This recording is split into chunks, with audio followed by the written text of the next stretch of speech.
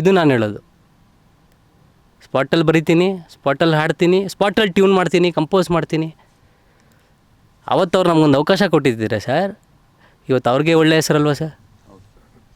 So ಬಿಡಿ, ತಲೆ ಕೆಡಿಸ್ಕೊಳ್ಳಲ್ಲ. ಇವತ್ತು ಅವರಿಲ್ಲ ಅಂದರೆ ನಮಗೆ ಬಾಸ್ ಸಿಕ್ಕಿದ್ರಲ್ಲ. ಅವ್ರಿಗಿನ್ನ ದೊಡ್ಡವ್ರು ಯಾರವ್ರೆ ಸರ್? ಅವತ್ತು ಒಂದು ಶೋಗೆ ಅವ್ರು ದರ್ಶನ್ ಸರೇ ಮಾತಾಡೋರೆ. ಯಾವುದಾದ್ರು ರಿಯಾಲಿಟಿ ಶೋಗೆ ಸರ್ ಗೆಸ್ಟಾಗಿ ಕರೆದು ದರ್ಶನ್ ಸರ್ ಹೋಗಲ್ಲ. ರೀಸನ್ ಏನು ಹೇಳಿ? ಅವ್ರಿಗೆ ಅವೆಲ್ಲ ಇಷ್ಟ ಆಗಲ್ಲ.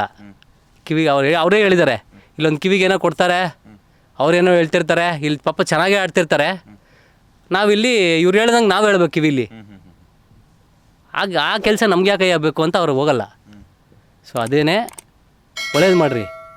ಸೊ ಕಲಾವಿದ್ರಿಗೆ ಒಳ್ಳೇದು ಮಾಡ್ಬೇಕು ಸರ್, ಬೇರೆ ಏನಿಲ್ಲ ನಾನು ಹೇಳೋದು. ಎಲ್ಲ ಮುಂದಕ್ಕೆ ನಾನು ಡಿಸೈಡ್ ಮಾಡಿದ್ದೀನಿ ಸರ್, ಹೊಸ ಕಲಾವಿದ್ರಿಗೆ ಕರೆಸೇ ಹಾಡ್ಸೋದು ನಾನು.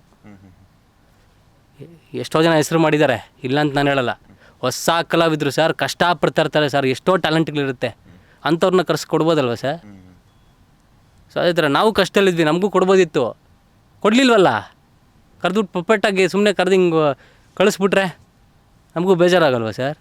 ನಾವು ಎಷ್ಟೋ ಕನ್ಸುಗಳು ಇಟ್ಕೊಂಡು ಬಂದಿರ್ತೀವಿ, ಆ ಕನ್ಸುಗಳನ್ನೆಲ್ಲ ನುಚ್ಚು ಮಾಡಾಕ್ಬಿಟ್ರೆ ನಮಗೂ ಬೇಜಾರಾಗುತ್ತೆ, ನಮಗೂ ನೋವಾಗುತ್ತೆ, ನಮಗೂ ಎಲ್ಲ ಇದೆ ಸರ್.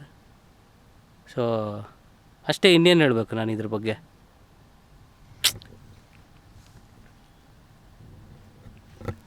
ಸಮಾಧಾನ ಮಾಡ್ಕೊಳ್ಳಿ. ನೀವು ಆವಾಗಲೇ ಹೇಳ್ತಾ ಯಾವುದೇ ರಿಯಾಲಿಟಿ ಶೋನು ಸಹ ನನ್ನ ಕೈ ಹಿಡ್ದಲ್ಲ ಅಂತಂದರೂ ಕೂಡ ದರ್ಶನ್ ಅವ್ರಿಗಿಂತ ದೊಡ್ಡವರಿಲ್ಲ ಅಂತ ಹೇಳಿದರೆ, ಅಂಥ ದೊಡ್ಡವರೇ ನಿಮ್ಮ ಕೈಯನ್ನು ಹಿಡಿದ ಮೇಲೆ ನಿಮ್ಮನ್ನು ಯಾರೂ ತಡೆಯೋಕ್ಕಾಗಲ್ಲ. ಸೊ ಕೊನೆಯದಾಗಿ ದರ್ಶನ್ ಅವರ ಹುಟ್ಟುಹಬ್ಬದ ಬಗ್ಗೆ ಆಗಿರ್ಬೋದು, ನಿಮ್ಮ ಸಾಂಗ್ ಬಗ್ಗೆ ಆಗಿರ್ಬೋದು, ಸ್ಯಾಂಡಲ್ವುಡ್ ಸಿನಿ ಪ್ರೇಕ್ಷಕರಿಗಾಗಿರ್ಬೋದು, ನಿಮ್ಮ ಅಭಿಮಾನಿಗಳಿಗಾಗಿರ್ಬೋದು, ಏನು ಹೇಳ್ತೀರಾ? ನಿಮಿಷ.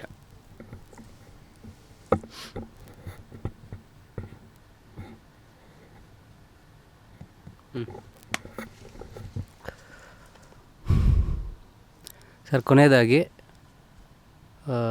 ದರ್ಶನ್ ಫ್ಯಾನ್ಸ್ಗೆ, ದರ್ಶನ್ ಅಣ್ಣಗೆ, ಇಡೀ ಕುಟುಂಬಕ್ಕೆ ನಾನು ಯಾವಾಗಲೂ ಚಿರಋಣಿಯಾಗಿರ್ತೀನಿ. ನನ್ನ ಬೆನ್ನಿಂದ ದರ್ಶನ್ ಅಣ್ಣ ಅವರೇ, ನಾನು ಯಾರಿಗೂ ಹೆದರಬೇಕಾಗಿಲ್ಲ, ನಾನು ಯಾರಿಗೂ ಬಕೆಟ್ ಹಿಡಿಬೇಕಾಗಿಲ್ಲ, ಯಾರಿಗೂ ನಾನು ಹೋಗಿ ಇನ್ನು ಚಾನ್ಸ್ ಕೊಡ್ರಪ್ಪ, ನನ್ನನ್ನು ಬೆಳೆಸ್ರಪ್ಪ ಅಂತ ಯಾರಿಗೂ ಕೇಳಲ್ಲ. ಅವಕಾಶ ಇದ್ದರೆ ಹುಡ್ಕೊಂಬರುತ್ತೆ. ಅವಕಾಶ ಕೊಡಬೇಕು ಅಂತ ತುಂಬ ಜನ ಕಾಯ್ತವ್ರೆ ಸರ್, ಅಲ್ಲಿ ನೋಡ್ತಾ ಇರೋರು. ಕೊಡ್ರಿ, ಮಾಡ್ತೀನಿ, ಆಯಿತಾ? ನನ್ನ ಕಲೆ ನೋಡಿರಿ, ನೋಡಿದ ತಕ್ಷಣವೇ ನೀವು ನೀನೇನು ಚಿಕ್ಕ ಹುಡುಗನ ಥರ ಇದೆಯಾ, ನಿನಗೆ ಹೆಂಗೋ ಅವಕಾಶ ಕೊಡೋದು ಅಂತ ದಯವಿಟ್ಟು ಯೋಚನೆ ಮಾಡಬೇಡ್ರಿ. ನನ್ನಲ್ಲಿ ಟ್ಯಾಲೆಂಟ್ ಐತೆ, ಬನ್ನಿರಿ, ಕೊಡ್ರಿ ಚಾನ್ಸು. ಸೊ ದರ್ಶನ್ ಅಣ್ಣ ಬೆನ್ನಿ ತಟ್ಟಿ ಕಳಿಸವ್ರೆ, ಅಭಿಮಾನಿಗಳು ಸಪೋರ್ಟ್ ಮಾಡ್ತಾವ್ರೆ, ಕರ್ನಾಟಕದ ಜನತೆ ಅವರೇ. ಸರ್, ಮುಂದಕ್ಕೆ ನೀವು ನೋಡ್ತೀರಾ ನನ್ನ ಸಾಧನೆ ಏನು, ನನ್ನ ಕನಸೇನು, ಹಲವಾರು ಇದೆ ನನಗೆ.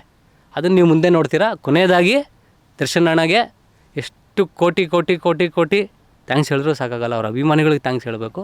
ಇವತ್ತು ನಾನು ಇಲ್ಲಿ ಕೂರಿಸಿ ಇಷ್ಟು ನೀವು ಇಂಟರ್ವ್ಯೂ ಮಾಡ್ತಾಯಿದ್ದೀರಾ, ನಿಮಗೂ ಕೂಡ ಥ್ಯಾಂಕ್ ಯು. ಹುಟ್ಟುಹಬ್ಬದ ಹಾರ್ದಿಕ ಶುಭಾಶಯಗಳು ಬಾಸ್. ಸಾಂಗ್ ರಿಲೀಸ್ ಆಗಿದೆ, 13ನೇ ತಾರೀಕು ಆಲ್ರೆಡಿ ರಿಲೀಸ್ ಆಗಿದೆ. ದಯವಿಟ್ಟು ಎಲ್ಲರೂ ನೋಡಿ, ನನ್ನಂಥ ಎಷ್ಟೋ ಕಲಾವಿದನಿಗೆ ಸಪೋರ್ಟ್ ಮಾಡಿರಿ, ಕಷ್ಟದಲ್ಲಿರೋರಿಗೆ ಸಪೋರ್ಟ್ ಮಾಡಿರಿ. ಸೊ ಬಡವರು ಬರಬೇಕು ಸರ್, ಹೊರಗಡೆ ಬಡವರೆಲ್ಲ ಆಚೆ ಬರಬೇಕು. ಸೊ ಅವ್ರಿಗೆಲ್ಲ ಒಳ್ಳೇದಾಗಬೇಕು.